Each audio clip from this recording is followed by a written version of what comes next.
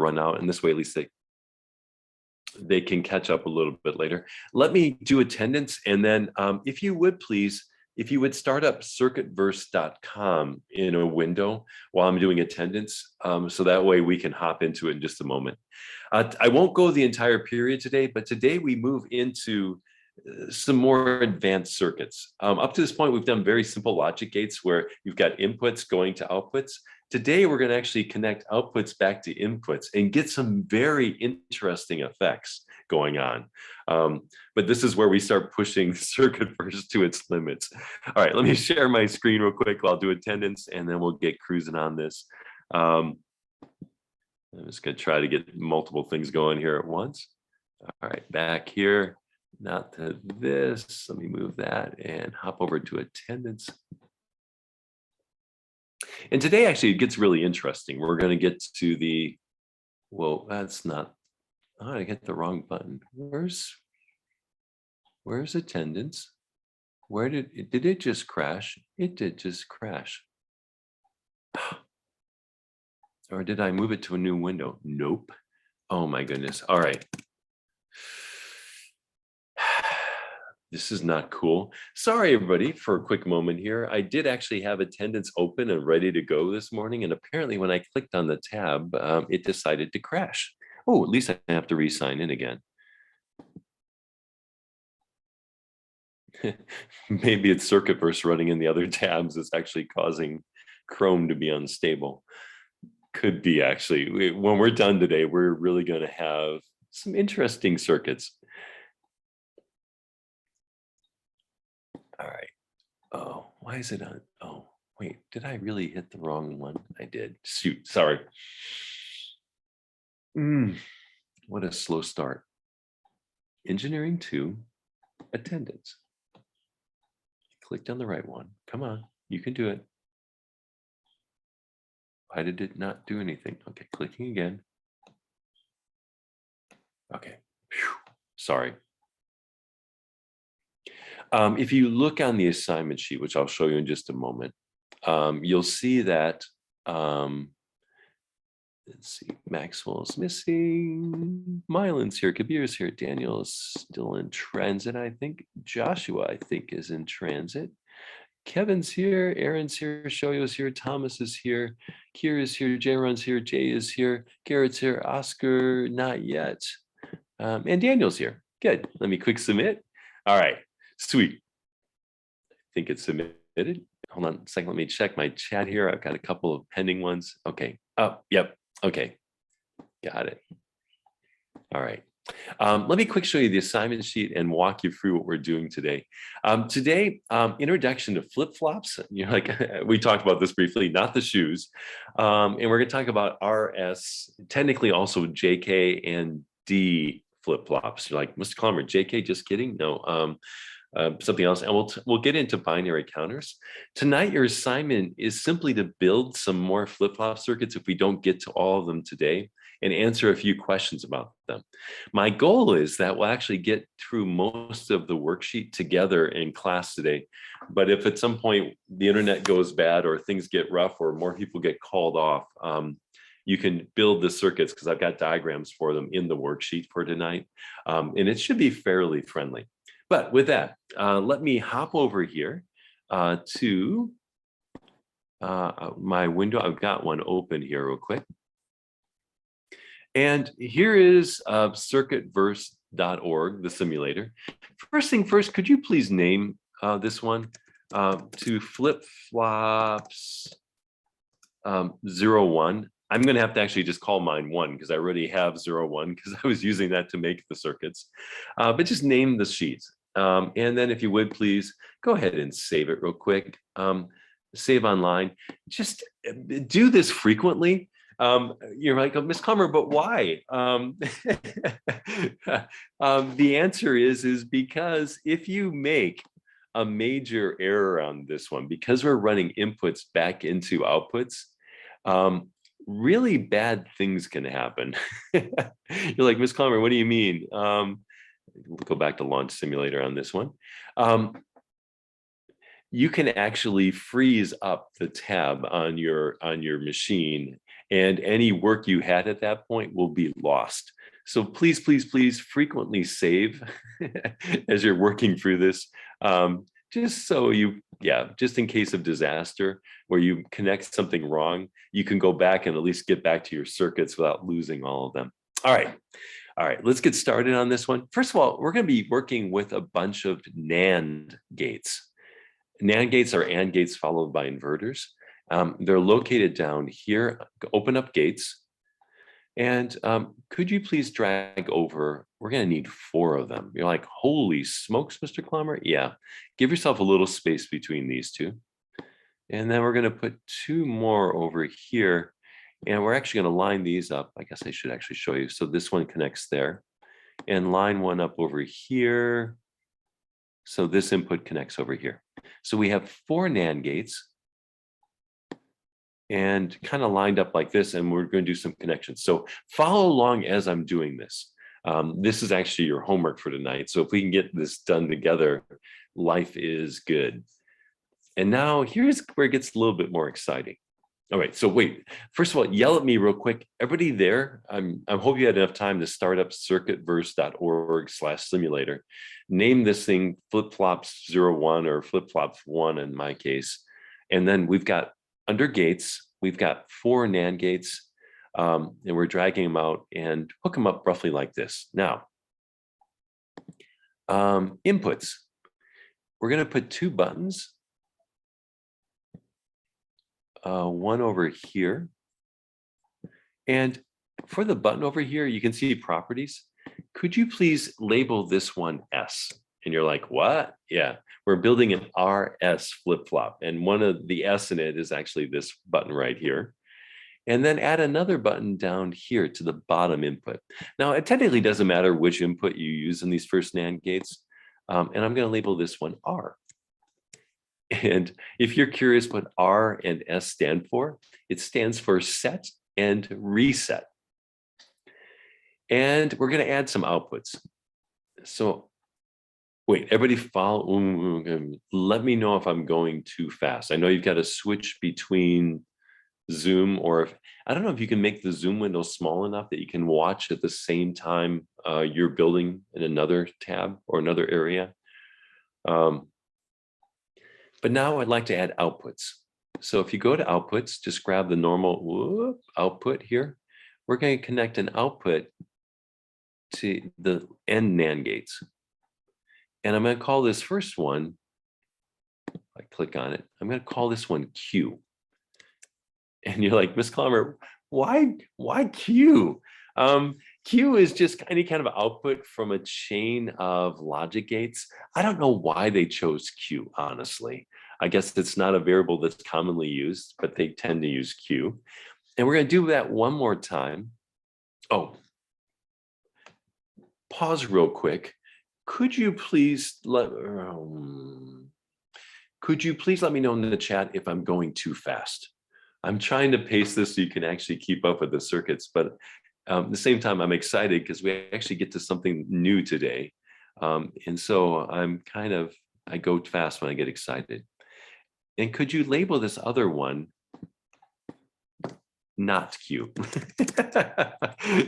Technically, it should be Q with a little line over the top. You remember that for logic gates, but I haven't figured out a way to do that yet on this program.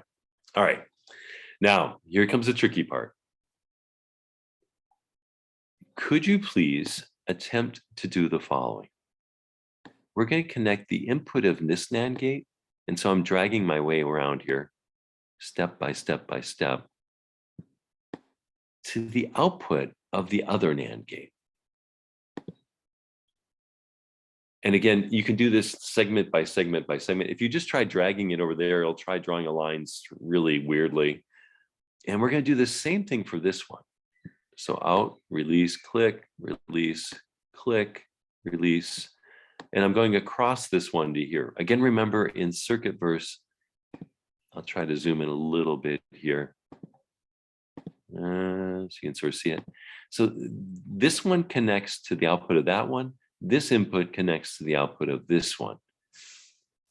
This is the first time we've ever taken the output and run it back into inputs. And this is going to create some very, very interesting effects in just a moment. And so, yeah, so it's kind of tricky. And I wish I could draw this better, but this line here goes straight down to this output here, and this input connects to the output of the other one. Could I quick, do you all know how to do the quick little hand raise thing? Or okay symbol for, send a quick little note.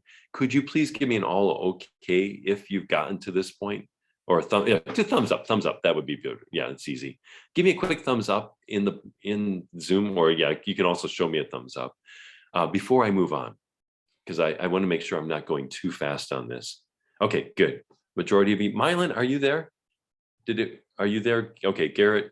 All right, good. All right, let me go back. And this piece right here is technically called the RS flip-flop. Flip-flop in this case because it can flip-flop between two values. Q and not Q are never both on at the same time. But it turns out it's actually really hard to just reuse an RS flip-flop by itself. So I'm going to add some gates up in front of this. And we haven't connected these yet. But could you please go down to sequential elements and grab the clock? Do you remember the clock? It looks like this. It's got that funny little thing on there. So sequential elements, clock. And then we're going to connect the clock to both of the other inputs of the first NAND gate.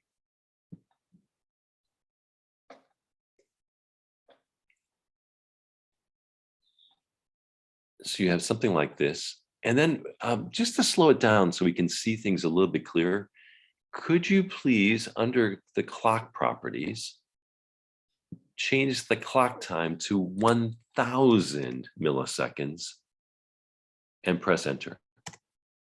That's just going to slow it down. So now it's only click, click, click, click. It's basically 1001, 1002, 1003. Yeah, it's 1 second for each high and low.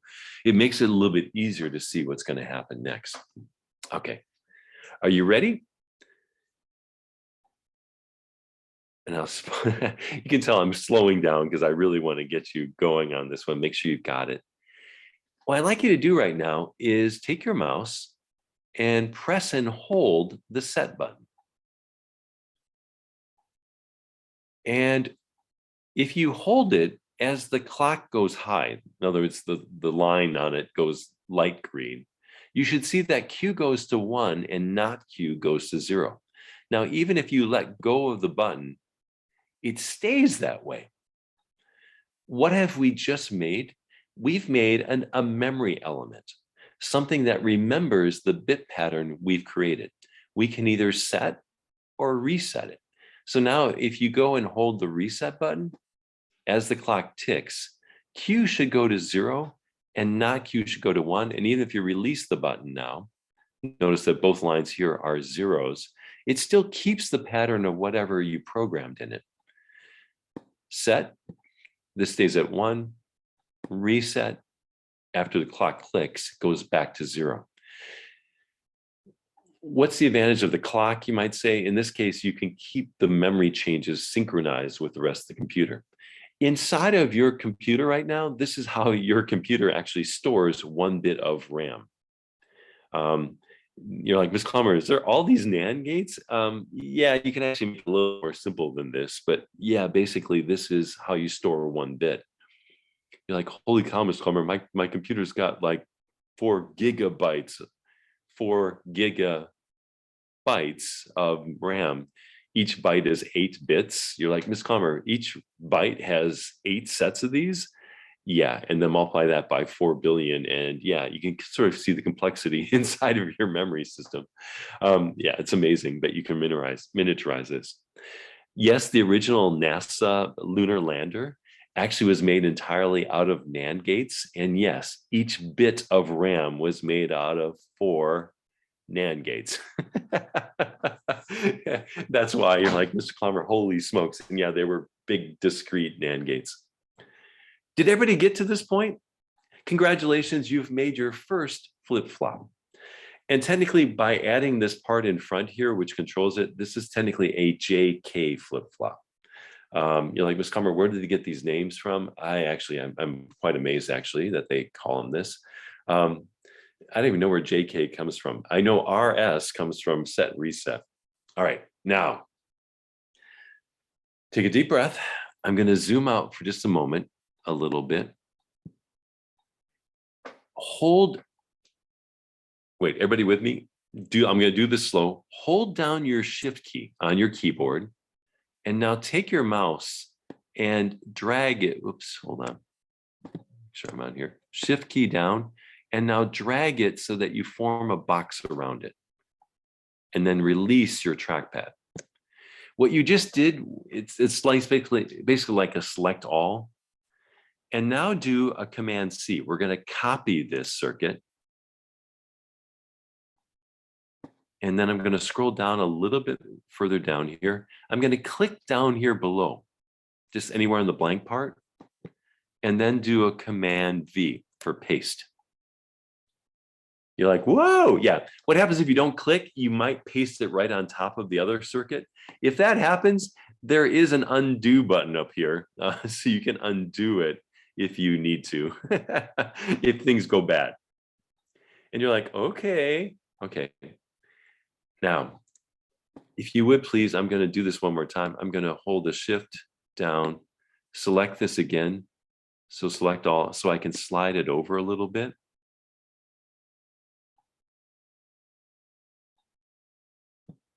And I'm going to click over here and paste again.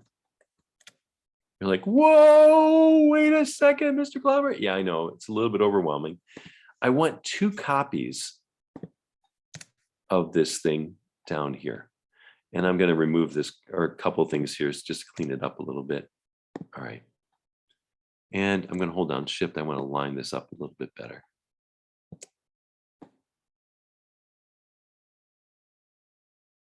I guess that's lined up as well as it gets. So 2 copies of this. And if you need to move things, again, the key here is hold down your shift, highlight the section you want to move. Once it's all highlighted, click. Oops, I am not clicking. Let me do that one more time. Highlight the section you want to move.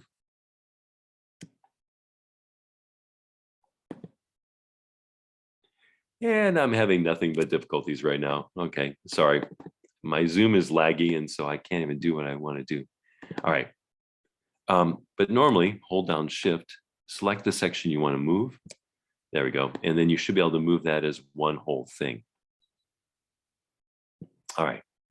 Does everybody, could you give me a thumbs up? I realize this is probably just complexity in terms of copying and pasting. I need 2 copies. Could you give me a thumbs up on the video if you were able to do that? Even if it's not lined up perfectly, as long as you've got 2 sets, don't worry, we'll fix it in just a moment. What we're about to do is make what's called a D flip-flop.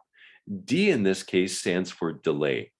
And I'm pausing for a second just to make sure you can all do that. Copying and pasting and moving things around here is a little tricky. The key here is, though, holding on the shift key, selecting what you want to select. Then once it's all selected, you can move it together as a group. What we're going to do here is remove our outputs here. So my Q and not Q here. Hopefully it didn't mess it up too bad. And what we're going to do now is connect this one. Kind of overshot. Delete that one. Connect this one, the output of this one, to the input of the next one. You're like, whoa, Ms. Clomer, so confusing. I know. Whoops, I kind of overshot that one too. Let me see if I can fix that. Oh, that's better. I didn't actually make the connection there. Bummer. Okay, connecting there. If you have any red lines, it means right now that doesn't have an input.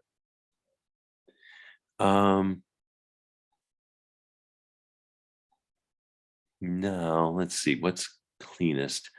Can I just drag this down? Okay, all right. Yeah, it's not pretty. All right, that's okay, I guess. Ugh, sorry, not pretty at all. Could you add one more gate, a NOT gate, and drag it down over here?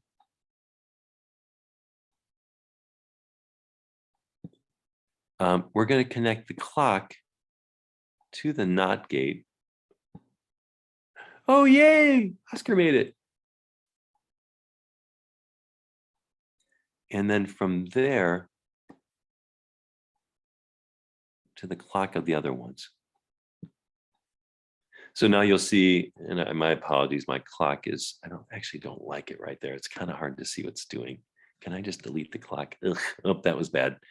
Back to sequential elements, back to clock. Good morning, Oscar. If your audio is connected, I can't quite see. We're doing flip-flops today, which is pretty intense. We made the top flip-flop. This is an RS flip-flop. And now we're doing what's called a D flip-flop. And it's basically two of these RS flip-flops, one after another. And then our last step. I'm going to remove the R here. And I'm trying to go slow enough that you can follow it. And actually, let's go remove the S as well. So everybody sort of follow. We're connecting the output of the first four to the input of the next four. And the clock input, instead of just having one of them going to the first two, we have the clock going to the first two. And then we invert the clock and go to the second two. And now, if you would please add an input. And we're just going to put over here, that's going to go to this one. And this time I'm using the toggle input, not just the button one. It's a little bit easier to deal with. And if you would please label that one D. D here stands for data. And then one more gate, one more NOT gate. You don't have to twist this one, but I actually want to. I'm going to have it face downward. That way it kind of gets out of my way here. Whoops. No, I don't want to do that. I just want to move it. There we go. And connect it like this. So our data input connects to the input of that. And then the output of that connects to our other input. You're like, holy smokes, Mr. Clommer. Yeah, I know. It's intense. But congratulations, we've just made it. And let me add an annotation on this one real quick so you can sort of see what this is. This is a D-type flip-flop. So I went down annotation, added text box on it, just so you can sort of see it. I'm going to pause here for a second so you can get this circuit down. You're like, holy smokes, Mr. Clommer. Yeah, I know, it's crazy intense. But again, it's just two of the RSs after each other, but then the addition of these two NOT gates. Basically, we've connected the set and reset so that one of them is high, the other one has to be low. You can never set both of them high or both of them low at the same time. And you'll see why this is called a D flip-flop or a delay flip-flop in just a second. The clock goes high on one of the inputs or one of the sets of four, and then it goes high on the other set of four, one after another. And our outputs Q and not Q are still over here. Watch what happens now if you set your data input to 0. It takes a moment, but the Q eventually becomes 0, but it takes an entire clock rate to do that. If you set to 1, eventually Q becomes 1 and not Q, of course, becomes 0. But it takes a moment for that to propagate through this circuit. And at this point, you might say, well, wait a second. Why in the world would you ever want to delay in a computer circuit? Don't you want computers to go as fast as possible? Well, there's something else going on here that's actually really, really interesting, which I'll show you in just a second. Now I'm actually unhappy. It's too late. Did everybody get, oh, sorry. Could you please give me a thumbs up on the screen or visual thumbs up if you were able to get this circuit going, either using the icon or using that. If you need some more time, could you give me a thumbs down just real quick? Like Miss Clomer, whoa, whoa, whoa, whoa, whoa. And, okay. Give me a thumbs down if you need some more time, or if you're like, Miss Clomer, give me just a few more seconds. All right. Congratulations, you've just made the most complex flip-flop circuit there is. The delay is actually considered to be among the most challenging of all the flip-flops. You're like, Miss Clomer, ew, they're horrible. Yeah. It's actually not so bad. But in a moment here, I'll show you why the delay flip-flop is actually pretty cool and why it's the basis of some computer arithmetic. You're like, arithmetic? What? A delay is arithmetic? Yeah, hold tight, hold that thought. I'll show you in just a second. Oh, wait, Oscar, my apologies, you came in late. If you hold down the shift key and draw a box around the sections that you want to copy, you can select sections of it, Command C to copy, then click on the screen where you want it to paste, then the Control or Command V to paste. And then if you need to move it, do the same thing. Hold down the shift key, make a box around it, and then you can drop and drag sections of it to where you need to. Sorry, you missed that part where I did it. So I realized, oh my goodness, creating this all from scratch is painful if you can't copy paste. Don't worry, if you don't get it now, it's all right. We can do it a little bit later too. All right. Katie, did you get this? I'm trying to figure out who I got. Okay. There, or need a little more time? Need a little more time. Okay. Who else did I not see a thumbs up from?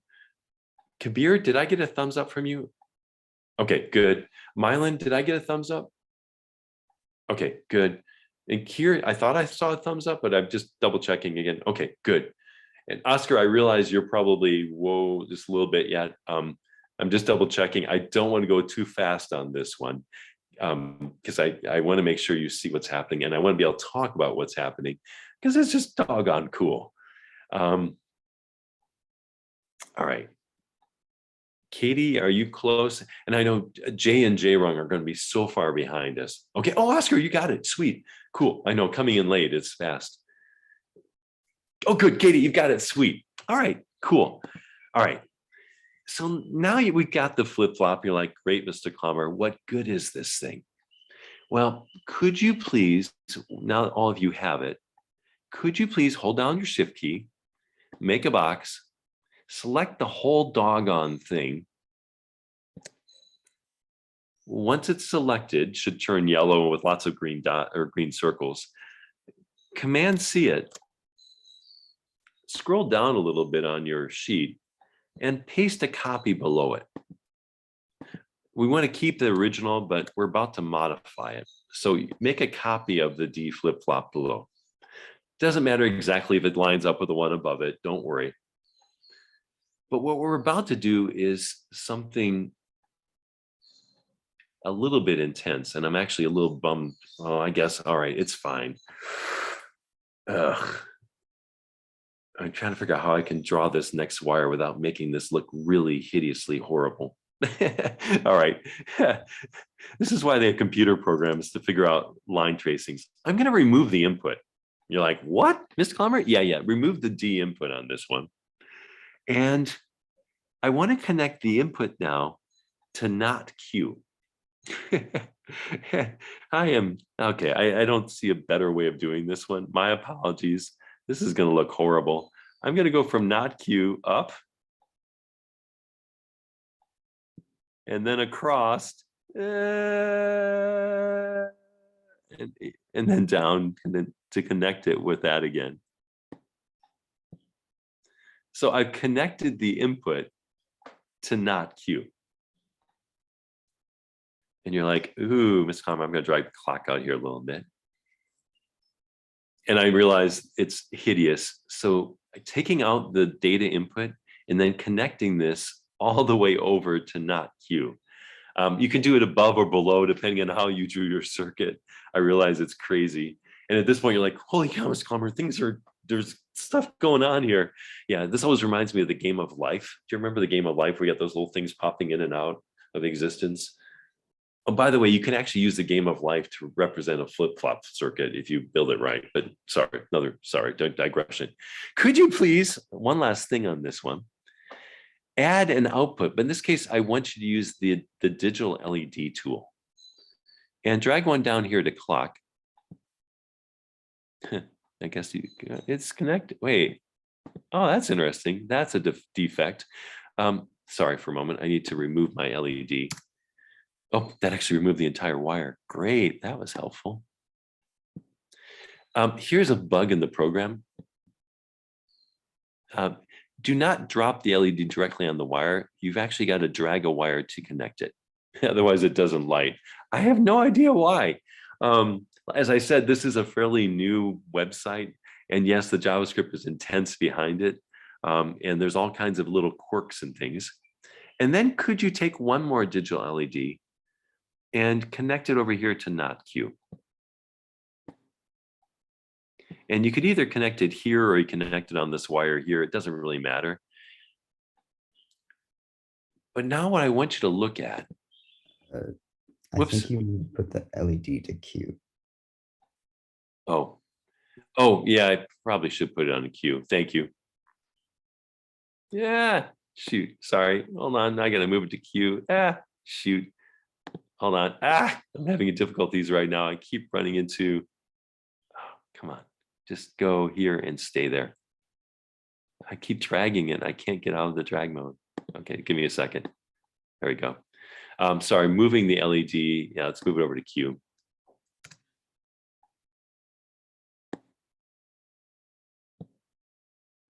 Dragging over there. There we go. That's better. I need you to see something about the LEDs. And you're like, Ms. Clomer, look, they're blinky. Yeah. But notice the rate at which they flash. This one's blink, blink, blink. And this one's blink, blink. The rate at which Q is blinking is half of the clock rate. What have we just made? This thing is, sorry, I gotta change the name on it, is a divide by 2 circuit. You're like, what? Yeah, it divides the clock here, whatever pulse you have, by 2. But there's something else even more interesting going on here. And this is the part where you might actually have to think backwards a little bit. Look at this LED first, and then this LED. If you look at it, it's like, blink, other one's off. Now they're both on, now they both go off. Actually, it's in the right order, never mind. Blink, blink, both on, both off.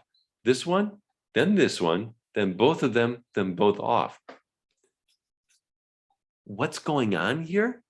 Let me see if I can actually do this in an annotation. I've never tried this real quick. What's the pattern? The pattern is first both off, then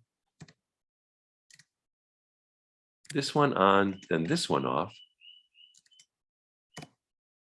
then this one off and that one on, and then both on, and then it repeats. It's backwards, but can some of you see what it's doing? Actually, is it backwards? Wait, I actually have this. Yeah, I guess it is backwards. Does anybody see what it's doing? Or what that pattern is? It's counting in binary for 2 bits, where this is the least, so it starts out here. This is the least order, it's actually not backwards, least order bit, and this is the second bit. So here it counts 0, 1, 2, 3, 0. Why? For 2 bits, the largest you can go to is 1, 1, which is equivalent to decimal 3. It's counting in binary. You're like, okay, great, Ms. Clomer, 2 bits. What if I wanted to make it count a little bit more? Well, you would just have to keep increasing this. You would just take the circuit and make a copy of it, connect it to the output. So Q connects now to the input of the next one as the clock input, and you can continue this. You're like, Ms. Calmer, oh great, can we just copy and paste this? I wish we could. I tried it yesterday and it crashed the browser. It's too hard for the thing to do. So here's what we're going to do instead. And we're moving on very quickly here. Scroll down just a little bit on your document and go back to sequential elements. And you'll discover on one of these, hey, look, it's in electronics, this is called a block. This single block right here represents the D flip-flop that we built all of discrete NAND gates and NOT gates. Grab one of these and drag it over. So this whole thing right here represents all of the circuit we just built up there. You're like, Ms. Calmer, why'd you make us build it if it's already built in? I need you to see how it worked. But if you move your mouse around the D flip-flop, you'll see that there's a D input. There's the clock input. And over on the side here, there's Q. And here's not Q. They call it Q inverse. There's also 3 other ones on here as well. One of them is called a synchronous reset. The other one's called reset. And the other one's called enable. We're not going to work with those 3 right now. I just need you to sort of just see what happens here. Grab a clock. By the way, the circuit we just built up above, the D flip-flop with the routing back in again, yeah, one of the most ugliest circuits we're going to build ever. I mean, not ugly, but complex. Could you please just connect the clock input into the clock input on our D flip-flop? And then take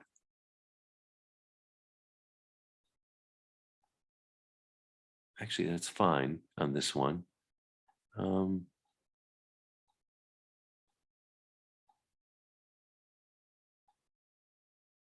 And then connect the data back to negative Q, or not Q.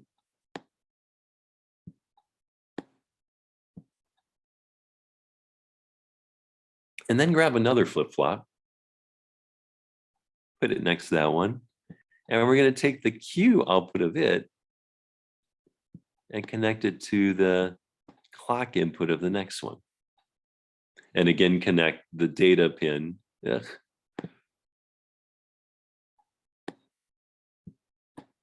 Please forgive me my horrible, okay, I went too high, yuck. Delete that section. Over,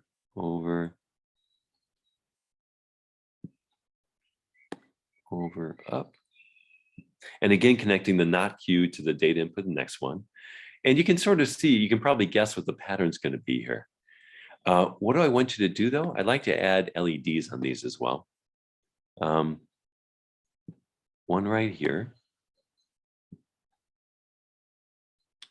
Another one here. And the exact placement's not critical. It's just the idea that you connected to each output. And then this one, well, I'll have another one on it as well. Let me put one over here. Is that about equally spaced? I'm trying to make it look pretty. About to there.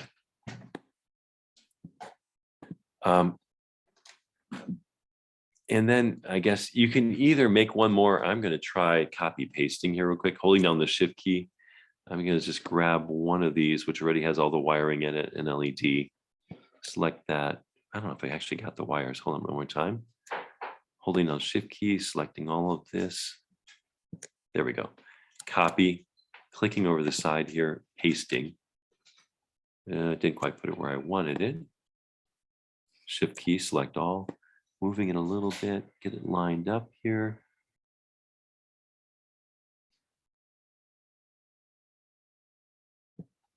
And then connecting that to the clock on that one. But why did that LED stop working? Or maybe I missed it to begin with. All right. For those of you who are observant, something interesting is going on right now. Oh, it's actually counting backwards. Wait, how did I do that? Oh, okay. I probably should connect the LEDs to the not queue. It's right now, it's doing it, counting down from all on to back down. So hold on a second. I'm going to quick change this and connect my LEDs not to there, but to not queue, which will make it easier to see what's happening.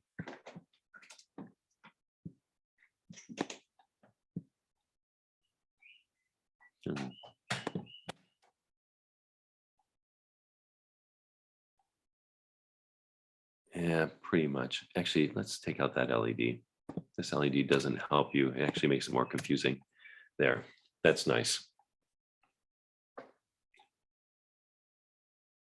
First LED on, second LED on, first two LEDs on, third LED on, first and third, second and third, all on, back to 0. What have we just made? We've made a 3-bit counter. It's counting in binary, where this is the 1s bit, this is the 2s bit, and this is the 4s bit. Normally we write binary with the other digit in the other direction, but you kind of get the pattern. You could continue this on by adding more of these just one after another. But again, just as I mentioned before, I think I don't know, I'll try it this morning. At least last night when I was playing, or yesterday I was playing with this, if you try adding a third one or a fourth one, it usually crashes and does weird things, which you can try it. Let me know if you succeed, but I need to warn you in advance. It gets weird quick if you're not careful. I'm going to slide this one over a little bit. So these are equally spaced. I think that's equally spaced. There we go. Anyway, close. And so we've got this nice little counter. Congratulations, your logic circuits can now count in binary. You're like, oh, great, Ms. Comer, but only 3 bits. Yeah. Please remember, again, in each of these little blocks is all of the logic gates we drew up here. All 10 of those logic gates are inside this little block diagram. It just makes it easier to draw. Otherwise, our circuits would become so complex. Because I forgot to say this beforehand, and it may be too late if some of you try to add a 4th or 5th, could you please go to your project and say, save online? It should do a quick little thing like that, so that you save this in case of disaster, if things are about to go really bad for you. And let me zoom in a little bit here, just again, back to where we were. Everybody there? All right. Next step. You're like, Ms. Clomer, I want to count to 8 bits, but doggone it, because of CircuitVerse's limitations or my browser's limitation, I can't seem to go beyond maybe between 3 or 4 of these D flip-flops in a row. Wait, did anybody succeed in getting a large number working, or did it give you weird errors? I'm curious. Sorry, hold on. Do a quick thumbs up if you actually got more than what I have going. I'm just curious if anybody tried. Don't try necessarily, but if you, I figured one of you would probably try. Okay, never mind. First of all, before I go on, did you all get this counter thing working? Could you please give me either a visual thumbs up or a nod or something on the head, just so I know you've got it? Okay, cool. Yes, sweet. Congratulations. It means you're getting most of your homework done together right now in class, which is sweet. There's some questions answered in the worksheet, but you've got all your circuits built, which is the hard part. All right. So this is nice, but doggone it, again, because of limitations, I'm stuck to 3 bits, or maybe you get a 4th bit in if you're lucky and your browser can handle it. Mine definitely cannot. So how do we fix this? Well, I actually can never find this piece when I'm looking for it. Is it there? No, that's an LED matrix. Is that under gates? Nope. Is it under decoder and plexers? Priority encoder. LED tool, no. bit selector, no sequential elements, D flip-flop, D latch, T flip-flop, JK, SR, TTY, programmable memory. No, that's not going to help us. Is it under miscellaneous? Nope. Okay. Under inputs. It's under inputs. There's a counter.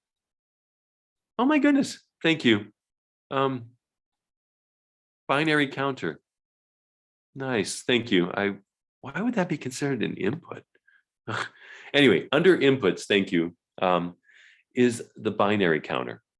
And again, it's got a clock input. There's got a max value, a value, and a 0 and a reset button. Could you please add, first of all, under sequential elements, a clock to it? And the clock, we're just going to connect directly to the clock input. And then under outputs, just your single little, the output we've been using a lot that shows highs or lows. And connect that to the value like that. Now, it's going to give you all kinds of errors, bit width error, 8 and 1. You're like, what? What does that mean? It means the value output of this binary counter is 8 bits, but our display is only displaying 1 bit. So if you click on our output thing and then expand your properties tab, we need to make the bit width of our output 8 bits. It turns out the value output is actually 8 bits. You're like, Ms. Clemmer, how come we don't have to draw 8 wires? The 8 wires are actually all in this one connection. This is an 8-bit wide connector. It actually would have 8 wires, but thank goodness, at least in this program, we can just connect just one thing. Then if you click off of that, hopefully the red will go away, and you should see your binary counter counting. What's inside this binary counter? Well, 8 of these D-type flip-flops.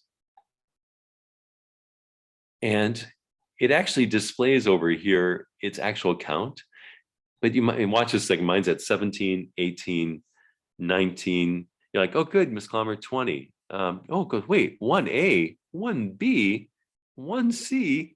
Yeah, do you remember this from last semester? It's counting, they display the count inside the counter in hexadecimal. Remember, hexadecimal goes from 0 up to F, and that represents 4 bits. So you can represent the 8 bits as 2 hexadecimal digits. So over here, you're seeing it in binary. Inside the counter, you should see it as hex. What's the maximum value this can go to? It should be able to go to all ones, 8 ones, which would be equivalent to FF. At this point, you might want to, just to speed things up, decrease your clock time for the whole document, maybe back down to 500, just so this is now counting a little bit faster. And yeah, everything up top is going to run a little bit faster, but you at least can see what's happening a little bit better. Don't have to change the clock time, but it definitely makes it a little bit more pleasant. There's one other thing I want to play with here real quick with this clock. I'd like you to add an input. The input tool here, again, I'm going to drag it over here. I don't know where to put it. I'm going to put it here. And I'm going to connect that to the max value. Oh, looks like I actually missed it. There. And again, I get an error saying, wait, you got a 1-bit, 8-bit thing. I wish the error would actually stay up there. It only pops up for a moment, then disappears. There's probably an error window here somewhere that I could open. I just can't find it. So if you click on your input thing, could you also make that, oh, there it goes. It shows up again. Change that to 8 bits. This is connected to the max value piece. And now, could you please just go ahead and set it? You can set it by clicking on any of the bits. In this case, I'm setting it to 12 or hexadecimal A, B, C to C. What happens now? Watch your counter. It counts up like normal, but when it gets to this value, when it gets to that, it resets back to 0 again.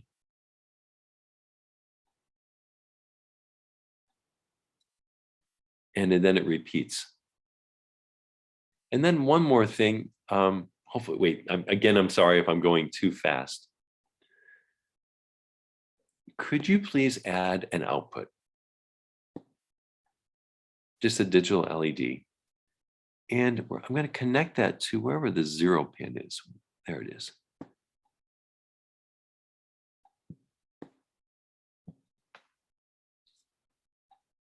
Turns out 0 on our binary counter is an output, and it goes true whenever the counter goes to 0. In this particular case, the LED goes on only after 12 clock pulses. Or if I change this right now, let's change it to, I'm going to change it to that. Well, no, let's change it to that. No, how about that? I'm trying to get to the other one too. I'm trying to set the 3. Now the LED lights after every 3 clock pulses. What have I made here? I've made a programmable divider. In this case, it divides by 3 because I have this set to 3. It resets every time it hits 3. If I put this in here, now it resets after every 7 times. You might say, great, Mr. Klammer, why in the world would this be useful? Most of you probably have a digital clock. Actually, nowadays, everybody's using their phone. Back before you had your first cell phone, you probably had a digital clock sitting in your bedroom next to your bed, or for some of you, sitting right next to you right now. How do digital clocks keep time? Oh, you're like, Ms. Klammer, they use crystals. No. If it's a plug-in clock that plugs into the wall, some of you know that in Shanghai, the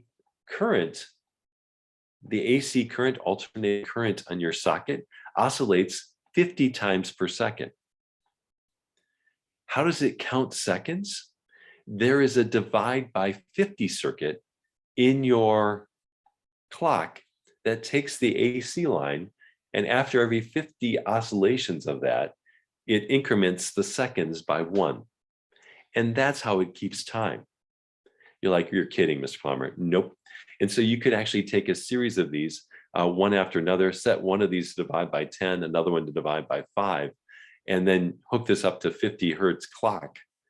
And you could actually have it then keep time for you. With that, I am done for the day, except for this. Let me show you the worksheet. The worksheet, if I can switch to it, is going to look vaguely familiar.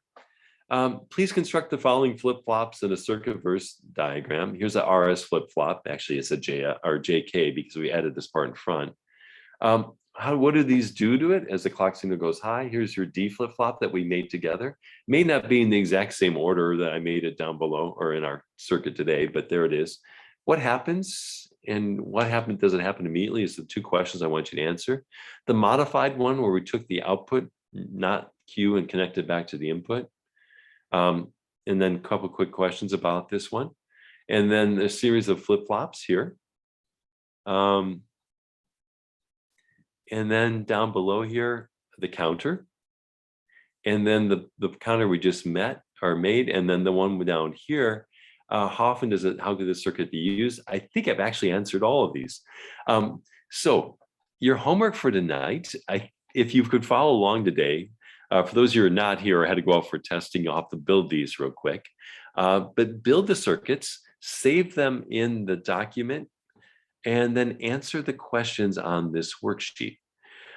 Please, please, please, at this point, if you haven't already done so, save your project online. So you've got a copy of this so you don't lose all the work we did today. And finish the worksheet. I'm going to try a few last items before or right after we get done today in just a moment. But to see if I can somehow get access to your documents, if I can find a procedure for you to make them public so I can see them. If not, I will make a Dropbox for yesterday's logic gate one. You can just do a screenshot of them all running, and or some creative way, make it into a PDF.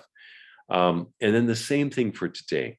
I'm hoping that all of you got these done, but screenshotting these along with then with a copy of the worksheet. Actually, you can put the screenshot of this directly into that Word document at the end. Just paste it in here, then you can just submit this as just one PDF. Answers to your questions with a screen capture of your things on the next page. And that is your only homework, which hopefully right now you're like, wait, Ms. Clemmer, we did the circuits already. All I gotta do is answer the questions, which actually we've talked about in class. Yeah, actually, I did not realize, I wasn't sure how quickly you would all be able to go today. So I'm gonna stop my share at this point. Tell you all congratulations. You went much faster on flip-flops than I thought would be possible. And so homework today should probably take you about 10 minutes to complete. Just answer the questions in the worksheet, copy and paste a screenshot of it into that, and make a PDF and submit it to the Dropbox, which I'm about to create for this one. But with that, I'll say thank you, everybody. Have a great morning. Make sure you take a break, look outside if you didn't already have to go outside for NAT testing. And next two periods, we'll do a little bit more advanced logic gates using some of the blocks on these. What exactly, I'm not sure yet. I need to see what it's capable of doing in the browser without me crashing the browser. I had all these great plans of building everything with logic gates, really simple ones, but then discovered that CircuitVerse has limitations, or maybe our browsers have limitations in terms of RAM. So I'll see what we can do. Hopefully we can do some fun circuits next time. Thanks, everybody. Have a good morning. We'll talk to you, or I'll see you again on Thursday. All right, see you then. Bye, everybody. Thank you. Thanks, everybody. Mr. Clemmer. Yeah. Could I share my screen real quick? I don't know what's wrong with Oh yeah, this. definitely. Yeah. Oh shoot, I forgot to set Yeah, browser. could Hold on a second. enable screen. Sorry, I forgot to enable it. There we go. What browser are you using? Which sounds like a strange question, but oh, you're using. I'm on Chrome, and Yeah. this is the. Yeah. It's supposed to be the binary counter, but none of it lights up. Oh yeah. Okay. Could you remove one of the LEDs and just put it back in again? It sounds ridiculous. Delete, and then just drag a new one over. This is some of the weirdness I started running into. Nope. That whole flip-flop is not working. Could you just move your mouse over again? It is a D-type flip-flop, right? Oh, it's a T. Ah, that's what it is. Oh. Okay. That's why. Okay. So yeah. How do we change? I don't think you can change it. I think you have to delete it, unfortunately, and put the other one in there. I am so sorry. There it is. Is it this one? Yeah, the very first one in sequential Oh. elements. Sorry. Okay. All right. That makes more sense. Sorry, Okay. I didn't even talk about T types, but yeah, good. That should work. Okay. Thank you. All right. Bye, everybody. See you, Kabir. See you, Shoyo. Bye. Bye.